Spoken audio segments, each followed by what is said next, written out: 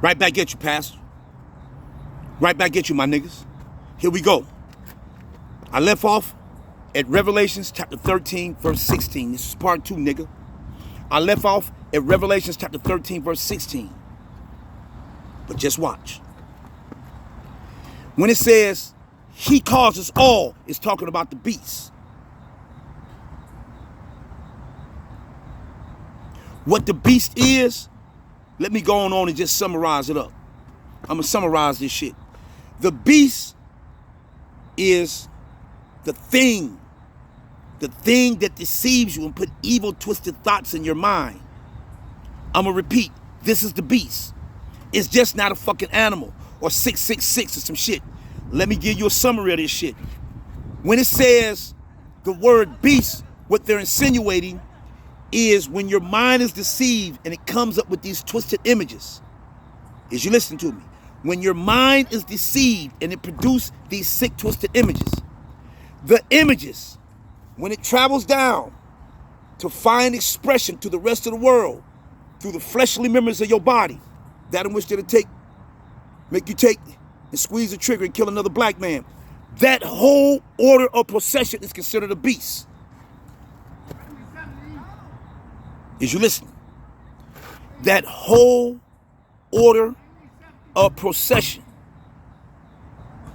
from the image in your mind, is you listening? From the image in your mind, in the order of procession, that in which how that image, that sick, twisted image finds expression through the fleshly members of your body to the rest of the world. That in which that'll make you squeeze the trigger or put forth your hand and do some shit, some sick, twisted shit. And then you try to hide it. Shh, don't tell nobody. You with me? That whole procession of the thing appearing here, deceiving you, and then finding expression. You follow me? Through your fingertips or through your mouth, or find an expression through your mouth or fingertips, that in which that'll make you do like this. But it started here. That whole procession is what they call the beast.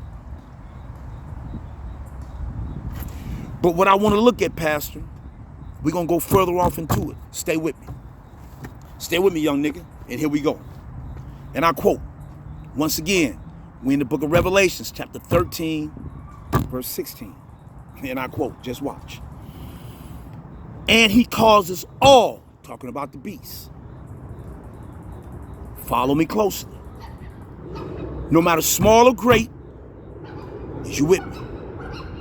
Rich or poor, free or bond, to receive the mark upon their right hand and upon their forehead. But let me get specific and tell you exactly how it reads towards the end. It reads like this. To receive the mark upon their right hand or forehead. The word we're going to take a look at, Pastor, is or. The conjunction. The small, insignificant word. And you probably saying, well, where you going now, nigga? Stay tuned in. Receive the mark upon their right hand. Listen to me, nigga. Or the conjunction. Or their forehead. Why would it say or? Now don't forget, the rapist, murderous mindset follows an order. We need to get an understanding before we proceed. A lie can't exist until reality comes on the scene. I said that in another recording, but I have to address y'all because we're going somewhere. I'll repeat. The lie, the murderous, raping motherfucker, that mindset, that evil mindset can't come on the scene. A lie can't even exist until reality has been put in place. Then it can come behind reality and twist it. Is you with me? Turn it into a lie. Reality has to be put in place first. Excuse me. Just follow me. It is called the devil, the Satan. It is called devil, Satan, which means adversary. Let me break that down for you. Adversary, listen to me, is the noun. The adjective of adversary, the noun, is adverse. Adverse simply means to be opposed to, meaning this. If God say, just watch, go up and go right 3 times. Watch this. God said, go up and go right 3 times. 1, 2, 3. That's a perfect square. But watch this.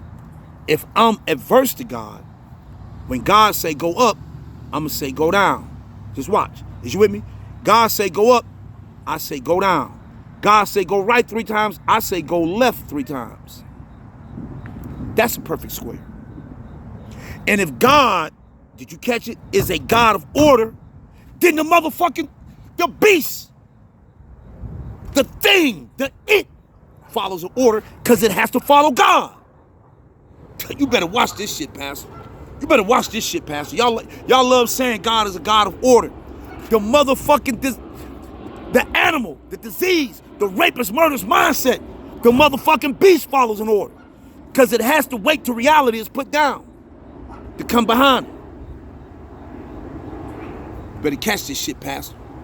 Because guess where we going? Watch this. When it says, watch it, Pastor.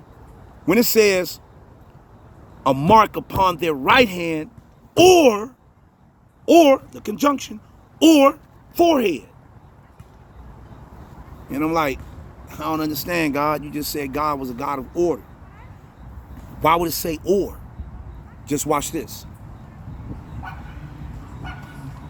God is saying, and you got to follow the language of Scripture. First, he affects your thinking. That's why it says in Genesis chapter 3, verse 6, when it says, when Eve saw that the tree was good for food, when Eve saw, her understanding, saw is a past tense of see. See means to understand. I'm going to give you a quick summarization. Just watch. When Eve's understanding had been infected with that rapist, murderous mindset, just like us as black people here in America, our understanding is affected. We have adopted the mindset of the people that oppressed our ancestors, but just watch. When Eve saw, her mindset, her understanding had been affected. And then it says, when Eve saw that the tree was good for food, watch, pleasant to sight, and a tree to be desired to make one wise, it says she took. Now the hand is involved. Did you catch it? But what God is saying, so you're saying it starts here, and then it ends up, that's how the nigga get the gun in his hand. So it goes from here to your hand. That's why the mark is upon their hand or forehead. But the reason why he said or, and catch this, that simply means this. When he says a mark upon your right hand or forehead, it doesn't matter how he introduced the order. What you mean, God? When he says, if you have a gun in your hand, then you have the mark of the beast on your hand, right? Then if you're shooting the gun, then obviously you had to have had the mark here first. Those two can't exist without each other. If your thinking is retarded, then your actions gonna be retarded. And if your actions are retarded, then your thinking must have been retarded. Do you follow what I'm saying? You can't have one without the other. So when it's introduced, that's why God says on their right hand or forehead. You follow what I'm saying? If your actions is retarded, then obviously your forehead, your mind, your thoughts, your understanding had to be retarded first. And if your understanding is retarded first, then soon after, your actions. You follow me? Now you're squeezing that trigger. Your actions will be retarded. You can't have one without the other. You follow me? See, this thing, this beast follows an order. Let me show you what the order is. You ready for this, Pastor? Let me show you where the order is in Scripture. You ready for this? Go to Exodus chapter 12, verse 7. Now let me abreast you niggas of what's going on. Everybody know the story. When God, through Moses, delivered the nation of Israel out of Egypt. Oh, watch this one. Pastor, I need you to hold on to this one. Bible thumbers, I know y'all listening, but just listen. Pastor, watch this. Remember when God saved the nation of Israel, he delivered them through the hand of Moses. He delivered the nation of Israel out of Egypt. Remember? But before he did, the last plague that made Pharaoh tap the fuck out when Pharaoh like, fuck it, man, y'all can go. For you niggas that's not really biblically astute or really, no scripture like that, I'm gonna try to keep you abreast. God kept sending Moses to Pharaoh. Hey man, let my people go. Listen, God kept sending Moses to Pharaoh saying, let my people go. Pharaoh was like, hey, fuck that. These my slaves, nigga. I ain't letting nobody go. So what God started doing is hitting Egypt. He was hitting it with plagues. He kept fucking with Pharaoh. Bit by bit, he was breaking Pharaoh. But the last plague is when God told Moses, look, this plague that I'm about to put down upon Egypt is gonna break Pharaoh. And Moses like, what you finna do, God? I'm finna take all the firstborn. What you mean? I'm finna take all the firstborn. I don't give a fuck if it's a cattle, a roach, a mosquito, an elephant, a man, a woman. All the firstborn, I'm finna kill. So the nation of Israel, God's people, was like, well, how you gonna make a difference? Follow me closely, nigga. I know you Bible thumpers and people who know the Bible. I know y'all already know what I'm talking about. But let me talk to these niggas for the ones that's never read the Bible. You follow what I'm saying? Just watch, nigga. Is you with me? The nation of Israel, rightfully so, because I would have said the same thing, like, hold the fuck on. We in Egypt too, we slaves here. You talking about you finna kill all the firstborn, what about us? That's a legitimate question. They talking to Moses like, if God coming down here to deal with the Egyptians, how is he gonna make a difference between us and the Egyptians? Check this out. God took it to, Moses took it to God like, God, yeah, that's a good question, man. They don't want to get bumped off, get accidentally killed. What should they do? Check out what God told Moses what to do. He said, take a lamb. Ain't that ironic? Take a lamb, slaughter it, cut it up, do whatever, but take the blood. Watch this. So he would know his people and make a difference between the nation of Israel and the Egyptians. He said, wherever house you're at, he's talking to the nation of Israel. He said, wherever you're living in Egypt, in your home. Now, is you with me?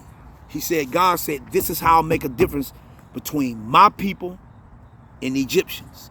Is you with me? He said, when you're in your home, take a lamb, slaughter it, kill it.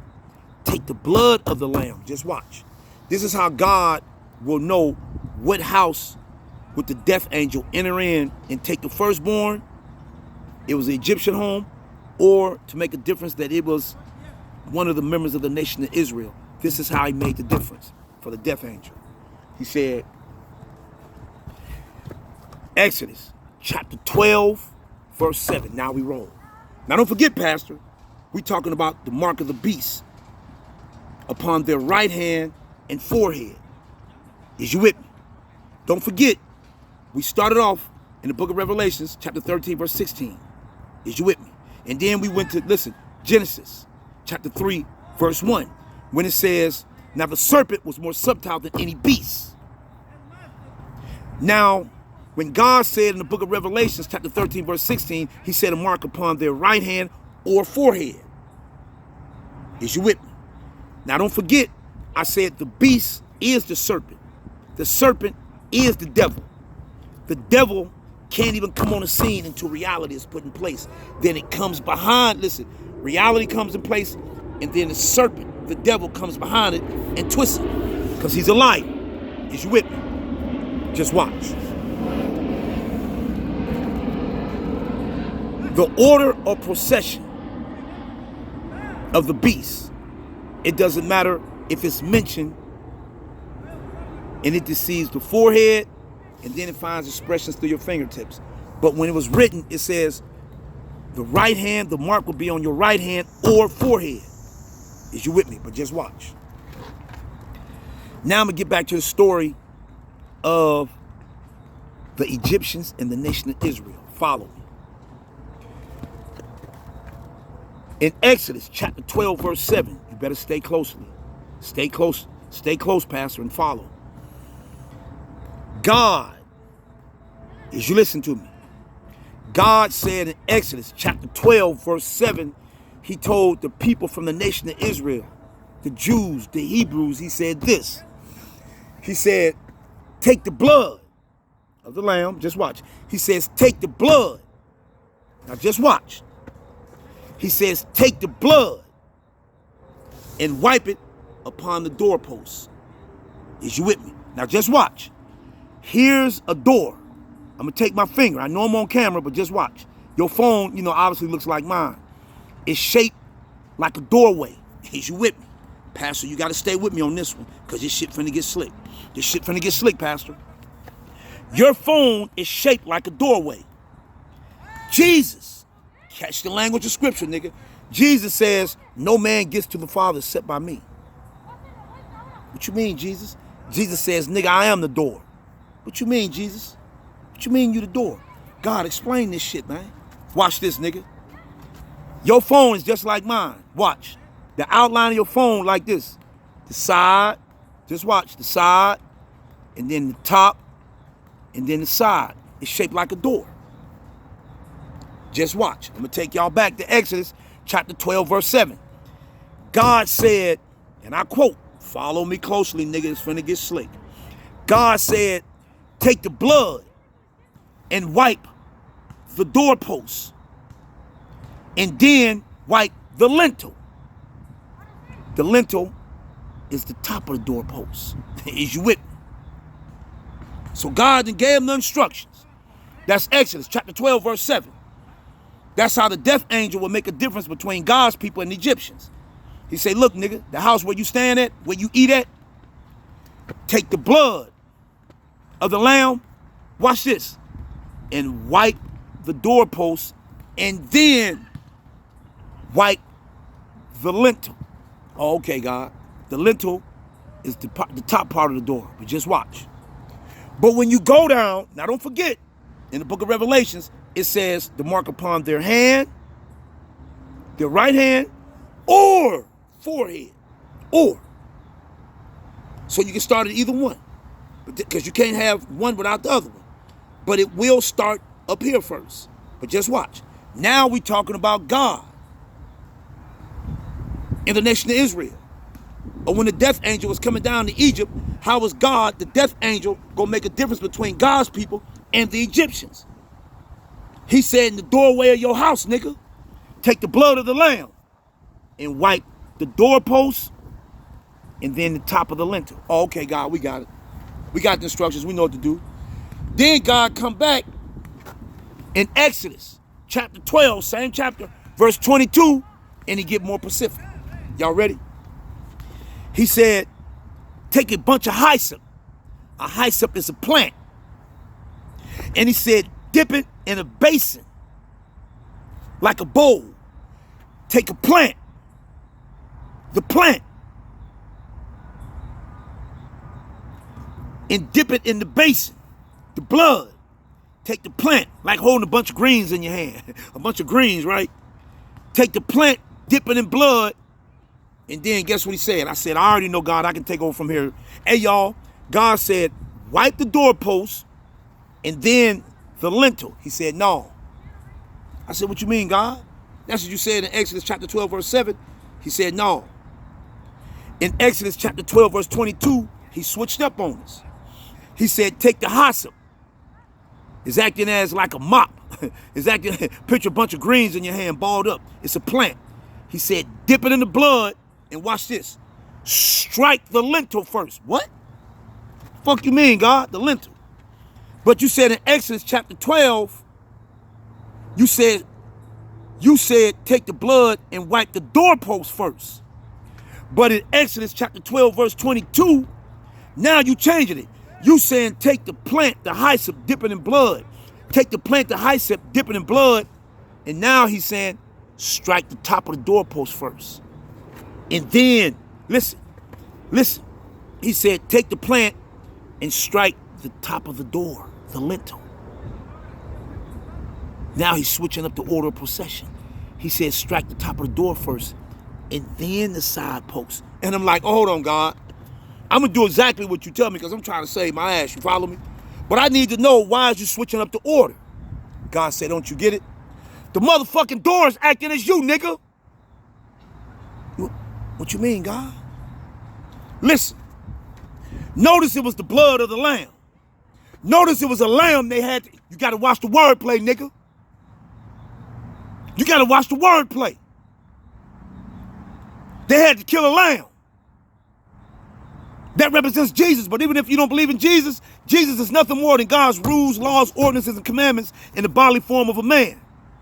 When you implement them rules and laws and commandments of God upon the lintel, get it, the top of the doorway. If a human being was standing in the doorway, watch this. I'm in your phone. I'm in my phone.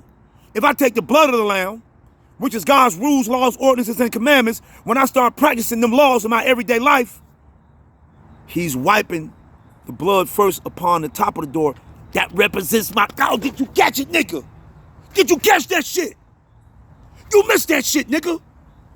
Motherfucker, you the doorway.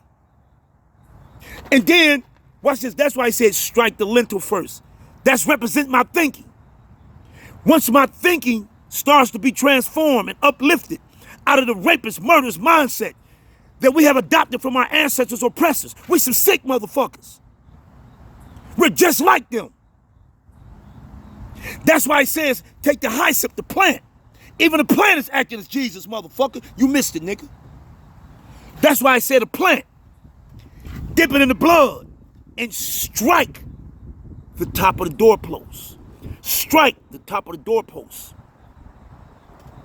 If I'm standing in the doorway and he's striking the top of the doorpost, top of the lintel, means he's affecting this. He's putting his mark upon my forehead. Did you catch that? And since my thinking has changed, guess what? Y'all ready? My actions have changed. That represents, watch this. He says, strike the lintel first. First, I will affect your thinking. And then he says, then strike the doorpost. As my thinking changed, my actions change. Ain't no more going up into no motherfucking stores talking about stick it up, bitch, give me the money. Ain't no more slapping your woman. Ain't no more making no motherfucking babies and then turning your motherfucking back on them. And then using the excuse that I was just immature. No, motherfucker, you just didn't care. You ain't cold inside.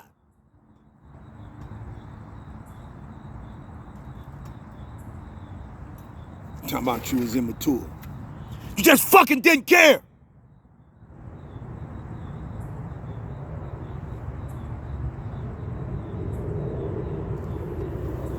Ain't no motherfucking life in us, nigga. We been gutted the fuck out. And then we keep feeding ourselves with they fucking wisdom. Wondering why. I say this in all my videos. As African Americans, even the nice, clean cut motherfuckers, you know, graduate college, whatever, business owners, niggas talking about, oh, I'm about my business, I'm opening up a new business. Blacks put over $1 trillion, follow me, into the economy, and only 3% stay amongst the African American community. Especially with us talking about the narrative of the black dollar circulating, saying that it is no white man with a gun up to my motherfucking head. You get it? We're on autopilot. We don't have our mindset. I don't give a fuck how many pictures of Marcus Garvey, a flag of red, black, and green in your house, all kinds of books. When you appear in your video, you in your library with all kinds of books and shit in the back, showing you smart. I'm gonna say it again real slowly. As black people, we put over $1 trillion into the economy and only 3% stay amongst the African American community. We're fucking retarded. What the fuck? That's why he says, take the plant, dip it in the basin where the blood is at, and strike the top of the door. Strike the lintel. I'm going to fuck with this first.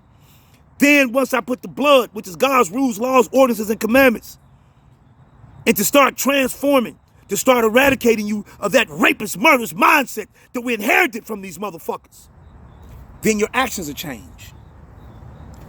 That's why he says second, the doorpost. Is you with me? This book has wordplay, nigga. This book was written by Africans for Africans. Is you with me?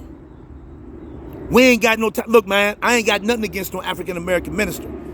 Don't get it twisted when I be saying, fuck you. It ain't you I'm talking to.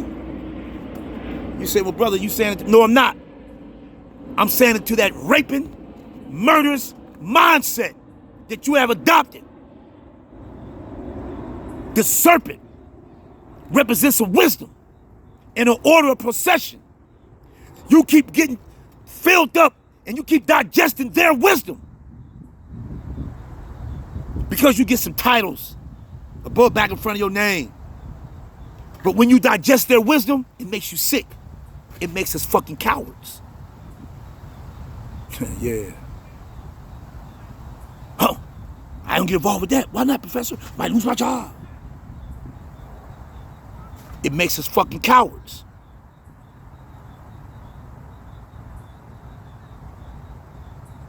We don't want to sacrifice.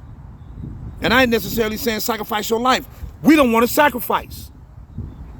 But yet we want to run around talking about motherfucking Jesus all day. And the one primary thing he did, we always say, oh, he sacrificed his life, was he gave his life. We ain't even talking about giving our lives. We just talking about sacrificing other shit. And niggas won't even do that, but you keep talking about Jesus. Man, fuck you motherfuckers. Bitch, you don't believe in Jesus. For real, for real. European wisdom makes you a coward. It makes you a bitch. You throw the narrative, oh, we can all just get along. We ain't saying we can't. Why can't we work together? Why can't we go to school together? We can go to the same grocery stores. People's kids play for the same soccer team. But when it comes to spirituality, no motherfucking European can tell me shit about God. 1 John chapter 4, verse 8, God is love. You have never demonstrated love. You demonstrated the opposite. No, you need to sit up under us after around 4, 5, 6, 7, 800 years. Because first you got to start with black people first. All this multicultural, Jesus love, everybody holds hands, everybody holds hands, everybody holds hands, let's show the world this multicultural church. That's nothing more than what black people, what's instilled in us. We're ass kissers.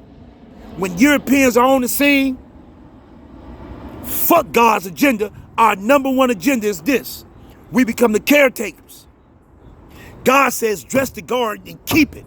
When he put man in the garden, dress means to dress it with my rules and laws, my ordinances and my commandments. Keep it, keep in Hebrew means to protect. Protect against what? Protect it against the raping, murdering motherfucker. His wisdom coming in. Because it makes you a bitch, a coward. When white people are on the scene, black people can be talking some serious shit about their pain. Soon as Europeans come in, we say fuck God's agenda and we become the caretakers of white people's feelings. We become professional ass kissers, especially if we fuck them. I done slept with white women before. I done went to a multicultural high school. You follow me? I ain't sitting up here trying to play like I'm pro-black and no shit like that. I don't even know how to love all black people. I ain't trying to present myself like that. That's some motherfucker who just in love with black people. Sometimes I think I fall under the category that I only like black people when white people do something to them. Then I want to be black. I might even be one of them type of motherfuckers. That's why I say I'm speaking to the niggas. Bitch, the niggas, you captured something. Nobody never told me that. God placed that rapist, murdering mindset, that disease, he placed it in melanated people. We're made of dust. It leaves prints, we can trace it. Capture that bitch and crucify her. Stop looking at these pastors like they men and women of God. They're fucking cowards. Yeah, brother. This is my church. I've been serving. Man, fuck you. Nigga, you a coward. No disrespect for the African Americans with good paying, no disrespect, I repeat, for African Americans with good paying jobs. So I know you got to do what you got to do, worship, get in this denomination, that denomination, and worship amongst white people so you can stay in good with them. Because you don't want them to think that you one of those type of black people. You follow what I'm saying? That way y'all can go out to the club and go partying and this and that. Then y'all can have a few drinks and then they can look at you after they get all sauced up and say, why do black people, you follow what I'm saying? That's what they do. They try to flip the shit back on y'all. Flip the shit back on us. Why do black people, why do black people? Maybe because you ever see a boxer, once he get knocked out in days, and then when he getting up, he all dazed and shit, they got to give him a count. 1, 2, 3, how many fingers I got up? Because he fucking dazed. Maybe as black people, along with the pain and the anger and the hurt that we in, maybe we still got spiritual and mental fucking, maybe we've been knocked upside the fucking head so much. Maybe we got a concussion, a spiritual mental concussion. Since you motherfuckers act like, oh, now they trying to call me a racist. This is what I got to say to you and the black people who start making comments. You ass kissing niggas. I don't give a fuck who you is. Since you found your way to, all I did was make a comment. But since you motherfuckers want to, jump on, oh brother, what is you, nigga? Fuck you niggas.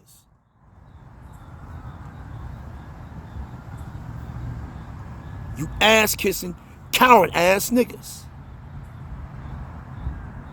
I ain't backing down from none of you motherfuckers. Now y'all know what my page is at. Get on this motherfucker and comment. I welcome y'all. Yeah, watch my videos, motherfucker. I ain't backing down from none of you hoes. None of you raping, murdering by nature. You're born like that. Fuck you, motherfucker. And you ass kissing niggas. But I ain't mad at y'all, I understand. Because the wisdom of the serpent travels from one human being to the next. You full of fear. You may be trying to salvage your job, or just salvage your relationship, or you may go, be on the bowling team or something. You're on the bowling team, and to make it look good, you're gonna try to come for me, bitch. Come on, you fucking with the right nigga. Assalamu alaikum. Thank y'all for letting me share.